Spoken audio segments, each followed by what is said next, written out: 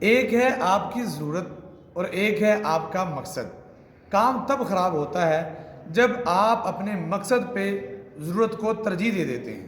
مثال کے ساتھ سمجھ لیں، یہاں سے آپ کراچی کا سفر کر رہے ہیں، راستے میں گاڑی نے سٹے کیا، کراچی پہنچنا آپ کا مقصد ہے، آپ نیچے اترے ہیں چائے پینے کے لیے، لیکن چائے آپ کی ضرورت ہے، فوراً ہی گاڑی نے ہارن دے دیا۔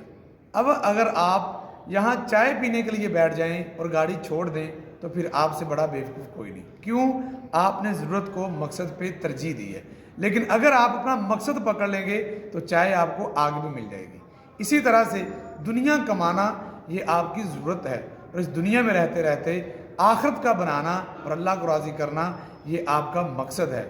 جن لوگوں نے اپنے مقصد کے لیے ضرورت کو چھوڑ دیا، اللہ نے ان کی ضرورتوں کو بھی پورا کر دیا، اور لیکن جنہوں نے اپنی ضرورتوں کو پورا کرتے ہوئے مقصد کو چھوڑ دیا، نہ انہیں مقصد ملا اور نہ ہی ان کی کبھی ضرورتیں پوری ہوئی ہیں۔